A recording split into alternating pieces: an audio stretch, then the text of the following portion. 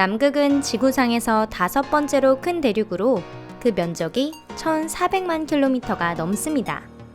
동시에 7대륙 중에서 알려지지 않은 부분이 가장 많고 수수께끼에 휩싸여 있는 대륙이기도 합니다. 연구진들은 오랜 시간 이 대륙에 도대체 무엇이 숨겨져 있는지를 밝히려 했습니다. 여러분 안녕하세요. 저희 채널에 오신 것을 환영합니다.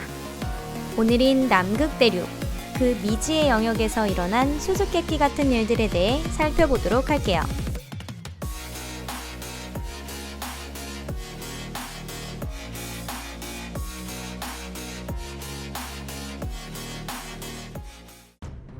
히틀러는 남극에서 죽었다?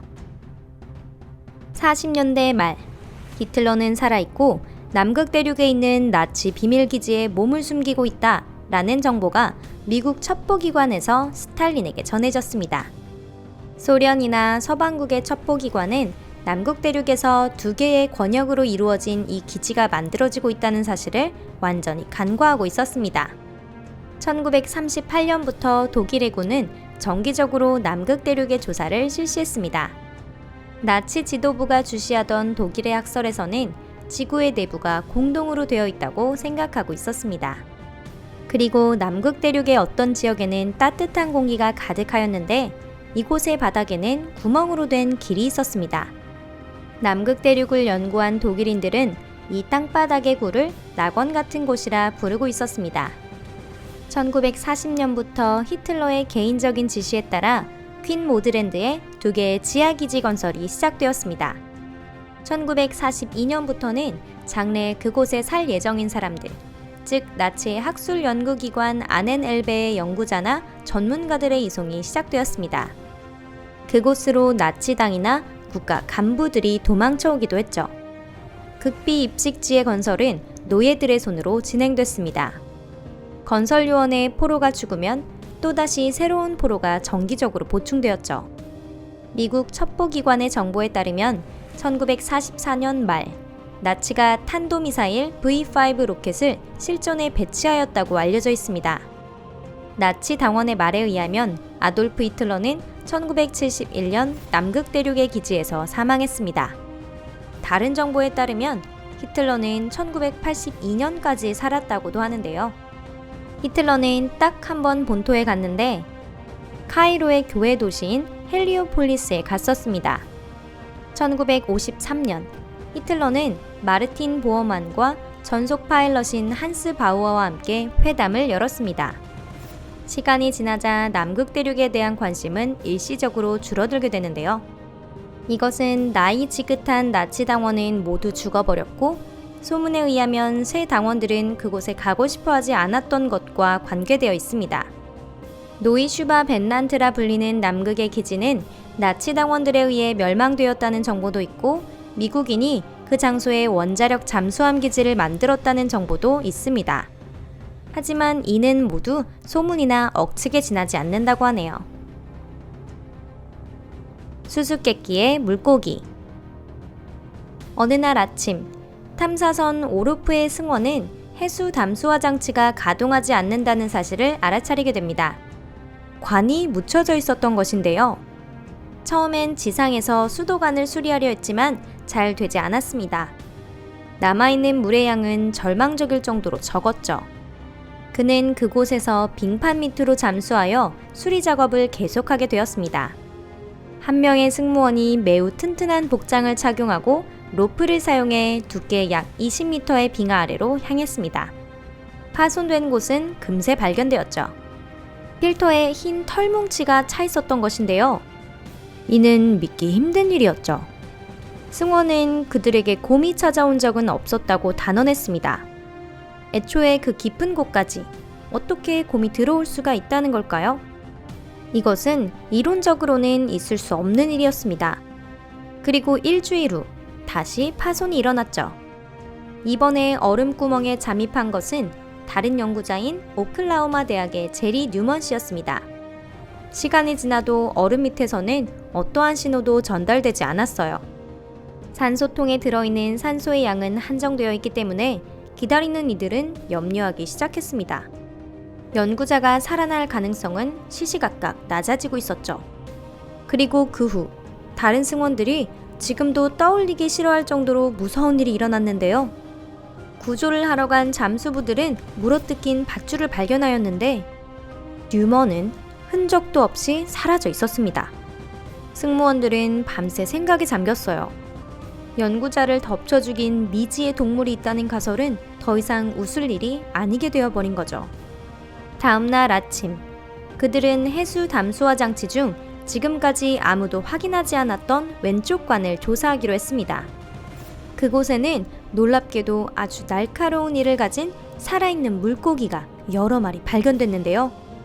하지만 무엇보다 놀라운 것은 그 물고기들이 털로 덮여 있었다는 점이었습니다. 초기 학술적인 시각으로는 이 미지의 생물이 어류와 포유류의 중간 모습을 하고 있다고 생각했습니다. 일주일 후, 항구에는 군인들이 도착했습니다. 탐험은 곧바로 중지되었고 연구진들은 집으로 돌아왔습니다. 이 항구가 어떻게 되었는지는 지금도 아무도 모르는 상태라고 하네요. 버드 소장의 탐험. 1947년 2월 1일 리처드 버드 소장이 이끄는 탐험대는 남극 대륙의 퀸 모드랜드라는 지역에 상륙해 바다와 접한 영역의 연구에 착수했습니다. 연구는 6개월에서 8개월을 예정하고 있었습니다. 하지만 2월 말에 모든 연구 활동이 급히 중지되었고 탐험대는 시급히 미국으로 되돌아가게 되었습니다. 이렇게 해군에서 탐험대를 파견한다는 발상을 하게 된 것은 1945년 가을의 일입니다. 아르헨티나 잠수함의 승무원들은 나치가 2차 세계대전 종식 때까지 남극 대륙에 있는 나치 기지의 배급용 특별 통로를 완성했다고 미국 정보기관에 전달했습니다. 미국에서는 이 정보를 심각하게 받아들였죠. 그리고 비밀기지 탐색을 위해 당시 가장 경험이 풍부한 극지방 탐험가 리처드 버드 소장이 이끄는 함대를 통째로 파견하기로 했습니다. 미국 해군은 이 목적을 위해 방대한 군사력을 동원하게 됩니다. 항모, 순양함과 구축함 각 13척, 잠수함, 쇄빙선, 비행기와 헬기 20대 이상, 그리고 총 5천여 명의 인원을 투입했습니다. 탐험 종사자들은 1개월에 대략 5만 장의 사진을 찍었는데 그때까지 알려지지 않았던 몇 개의 고원을 지도에 써넣어 새로운 극지국을 설치할 수 있었습니다. 하지만 구축함 한 척이 사격 훈련의 일환으로 얼음 덩어리에 어뢰를 발사하자 미군은 갑자기 날아다니는 원반을 방불케 하는 공격을 곳곳에서 받게 됩니다. 버드 소장은 짧은 전투 후 미지의 적이 군사를 보내왔다 라고 라디오에 전했습니다. 그 군사 중 한 명은 미국군에게 짧은 영어를 사용하여 몇 시간 내로 즉시 이 땅을 떠나라고 요구했습니다. 버드 소장은 이 요구를 거부했죠. 그러자 군사들은 설산 쪽으로 멀어져 가며 마치 공기에 녹은 것처럼 보였습니다. 그리고 한두 시간 후 적의 대포가 순양함과 구축함을 공격해왔습니다. 이 비극의 날이 끝날 무렵에는 400여 명이 희생되고 20여 대의 비행기와 헬리콥터가 격침당했습니다. 손해는 더 심했겠지만 다행히 밤이 찾아왔죠. 버드 소장은 군사작전을 정지하고 전 함대를 미국으로 돌려보내겠다는 그 상황에서 유일하게 올바른 결정을 내렸습니다. 함대가 미국에 도착하자 사령부에도 탐험대에 일어났던 일이 보고되고 모든 관계자, 사관, 수병은 격리되었습니다. 버드 소장은 퇴역을 당한 데에 더해 미치광이 취급까지 받게 되었죠.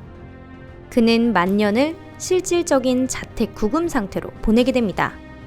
누구와도 어울리지 않아 옛 동료들과조차 만나지 못했어요.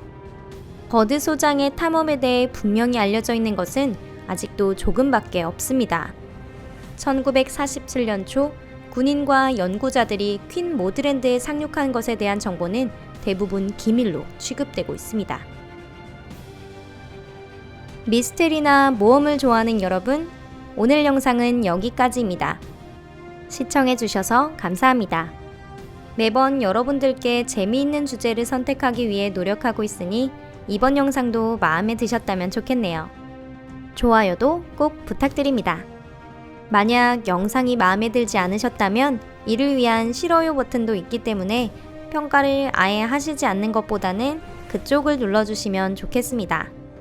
여러분, 오늘도 좋은 하루 보내시길 바라고요. 재미있는 영상들 계속해서 준비할 테니 꼭 다음 영상도 시청해 주시길 바랄게요. 그럼 우린 다음 영상에서 만나요. 안녕히 계세요.